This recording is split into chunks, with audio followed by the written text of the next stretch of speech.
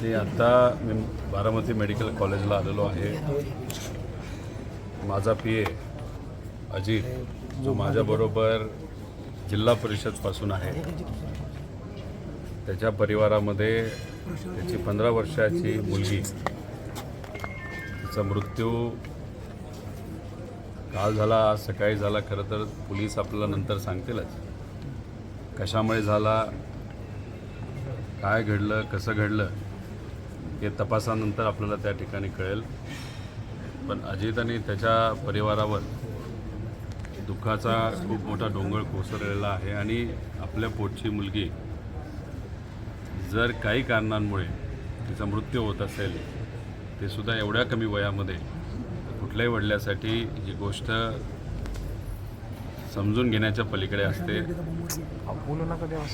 पवार परिवार, माझा सगळा परिवार व त्याच्याचबरोबर बारामती ॲग्रोचे सर्व जे कर्मचारी आहेत ते अजित आणि त्याच्या परिवाराबरोबर आहेतच. DYSP साहेबांबरोबर माझी चर्चा झाली. दवाखान्यामध्ये असणारे जे मेडिकल ऑफिसर आहेत त्यांच्याशी चर्चा झाली आणि त्यांना मी विनंती केली, एकतर पोस्टमॉर्टम होत असताना त्याच्यामध्ये हलगर्जीपणा कुठेही नको. पोलिसांकडनं सुद्धा माझी अपेक्षा आहे की याच्यामध्ये हलगर्जीपणा न करता खरं काय घडलं,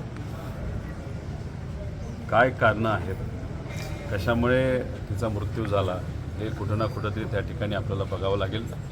त्यामुळे तपास न झाल्यामुळे आणि लहान मुलीचा हा मुद्दा असल्यामुळे याच्यात मला आत्ता तरी खूप काही तिथं सांगता येणार नाही.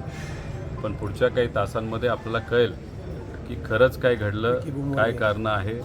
त्यामुळे त्यांच्या परिवाराशी चर्चा करून मग पुढे मीडियाबरोबर काय बोलायचं हे मी त्या ठिकाणी ठरवेल. दादा, एकंदरीत बारामतीमध्ये गुन्हेगारीचं प्रमाण वाढत चाललेलं आहे असं वाटत नाही? कारण का एक दिवसापूर्वी तांदोडे येथे एक आई आणि मुलाचा देखील मृतदेह बंद खोलीमध्ये सापडून आलेला आहे. ते बघा, बारामती असो नाही तर महाराष्ट्रामधला कुठलाही तालुका नाही तर गाव असो, तिथं जर एखादी घटना घडत असेल ज्याच्यामध्ये सामान्य लोकांवर अन्याय होत असेल तर ही गोष्ट आपल्याला पटणार नाही, पटणारीही नाही. आणि त्याच्याचबरोबर पोलीस प्रशासनाचा वचक हा कुठं ना कुठंतरी त्या ठिकाणी कमी झाला आहे असं आपल्याला तिथं बोलता येईल. पण हा जो इन्सिडेंट झालेला आहे, ही जी घटना घडलेली आहे, याच्यात खरं काय घडलं आहे हे आत्ता आपल्याला सांगता येणार नाही. त्यामुळे या घटनेसाठी पोलीस प्रशासन जबाबदार आहे का हे आत्ता तरी आपल्याला सांगता येणार नाही. पण इतर ज्या घटना ज्या घडत आहेत म्हणजे बारामतीमध्ये सुद्धा आणि इतर परिसरामध्ये कुठं ना कुठंतरी होम डिपार्टमेंट या बाबतीत कमी पडतं आहे हे मात्र नक्की आहे. त्याच्याचबरोबर काही दिवसांपूर्वी तुम्हाला माहीत असेल, बारामतीमध्ये नवजात एक लहान मुलगी ही रस्त्यावर तिथं सापडली. देवाच्या कृपेने ती जिवंत होती, तिच्यावर ट्रीटमेंट तिथं करण्यात आली. मग ती मुलगी तिथं सापडली कशी? आता काही वर्षांपूर्वी अजितदादांनी स्वतः पाठपुरावा करून बारामती शहरासाठी प्रत्येक कानाकोपऱ्यात CCTV कॅमेरा हा मंजूर केला होता. अजितदादांनी मंजूर करत असताना बारामती शहरासाठी खूप मोठा प्रोजेक्ट तिथं मंजूर केला होता. पण त्याच्याचबरोबर काटोल म्हणजे अनिल देशमुख साहेबांचं जे गाव आहे तिथेही मंजूर केला होता आणि कर्जत आणि जामखेड अशा 2 ठिकाणी तिथं मंजूर झाला होता. पण दुर्दैव असं या गोष्टीला अनेक वर्ष जाऊनसुद्धा कदाचित तो CCTVचा प्रोजेक्ट अजूनपर्यंत होम डिपार्टमेंटली मंजूर केला नाही. तर बारामतीचं नाव होतं म्हणून मंजूर नाही झालं तर वेगळं काय कारण आहे हे सांगता येणार नाही. आता ते नवजात बाळ जे सापडलं ते तिथं कुणी ठेवलं, कोण ते लोक होते हे आपल्याला सापडतच नाही आहेत. त्याचं कारण CCTV कॅमेराज त्याच्या परिसरामध्ये नाही. ही सुद्धा घटना जिथं घडली, एका बिल्डिंगला CCTV आहे, दुसऱ्या बिल्डिंगला नाही आहेत.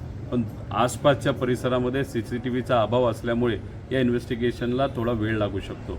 त्यामुळे कुठं ना कुठंतरी CCTV कॅमेरा प्रत्येक मोठ्या शहरामध्ये असणं महत्त्वाचं आहे, जेणेकरून अशा जेव्हा घटना घडतात तेव्हा तपासामध्ये आपल्याला त्याचा फायदा होत असतो. दादा, तुम्ही आता असं म्हणालात की DYSPशी बोलणं झालं, अधिकाऱ्यांशी बोलणं झालं. प्रथम दर्शनी तुम्हाला याच्यामध्ये काय जाणवते? प्रथम दर्शनी जाणवते का घातपात जाणवते? इन्व्हेस्टिगेशन हे पूर्ण न झाल्यामुळे याच्यावर एखादी स्टेटमेंट देणं नाही तर बोलणं हे मला असं वाटतं योग्य ठरणार नाही. कारण परिवार फार भावनिक या बाबतीत तिथं झालेला आहे. लोकांशी बोलत असताना सुद्धा संमिश्र प्रतिक्रिया तिथं येत आहेत. त्यामुळे पूर्णपणे पोलीस डिपार्टमेंटवर आणि परिवारावर हा विषय आम्ही तिथं सोडलेला आहे. आणि पुढच्या 3 तासामध्ये जो काही जिथं ती घटना घडली असं म्हणलं जातं, ज्या बिल्डिंगजवळ नाही तर बिल्डिंगवरून ही घटना घडली तिथला CCTV कॅमेरा पोलीस डिपार्टमेंट तिथं बघत आहे. आणि मग ते बघितल्यानंतर किती वाजता ही घटना घडली असावी, मेडिकल डिपार्टमेंटकडनं सुद्धा आपल्याला किती वाजता मृत्यू झाला याचा वेळ काळ त्या ठिकाणी कळेल. आणि मग त्याच्यात आपण खरं काय घडलं हे बोलू शकतो. पण विषय एवढाच आहे, मी पोलीस डिपार्टमेंटला सांगितलेलं आहे की याच्यामध्ये कामचुकारपणा जर पोलीस डिपार्टमेंटकडनं झाला तर त्यांना त्या बाबतीत नक्कीच महागात पडेल, हे मात्र तिथं मी सांगितलेलं आहे. अनेक निवडणुका झाल्या, आपण बघितलं निवडणुका आल्या की निनावी पत्र यायचे, परंतु आपण बघितलं की 5-6 दिवसापूर्वी पवारांना एक पत्र जागरूक नागरिकांनी टाकलेलं आहे सोशल मीडियावर, जेणेकरून ही गुन्हेगारी कुठेतरी थांबली पाहिजे. नाही, गुन्हेगारीचा मुद्दा महत्त्वाचा आहे. बऱ्यापैकी आम्हाला ज्या काही गोष्टी करत आहेत की आता हा इन्सिडेंट झाला म्हणून खरं तर मी बोलतोय, राजकीय इथं वक्तव्य करणं योग्य ठरणार नाही. पण जेव्हा अजितदादा होते तेव्हा गुन्हेगारी नाही प्रमाण खरं तर बारामतीमध्ये होतं. कुठंच भीती वाटायची, एक वचक असायचं दादांचं, कुठे काय घडलं तर दादा स्वतः त्याच्यामध्ये लक्ष देऊन असायचे. पण कुठं ना कुठंतरी ती जी कायदा व सुव्यवस्थेची घडी आहे ती विस्कटली, हे मात्र त्या ठिकाणी आपल्याला बोलता येईल. याच्यामध्ये व्यापाऱ्यांना काही लोक धमकावत आहेत, त्याच्याचबरोबर एक्स्टॉर्शन काही प्रमाणात वाढलेलं आहे. त्याच्याचबरोबर ज्या मृत्यूच्या, मारण्याच्या, धमकवायच्या जे काही प्रमाण आहे आपलं या बारामतीमध्ये वाढलं आहे, हे नक्कीच त्या ठिकाणी आपल्याला कुठेतरी जाणवतं आहे.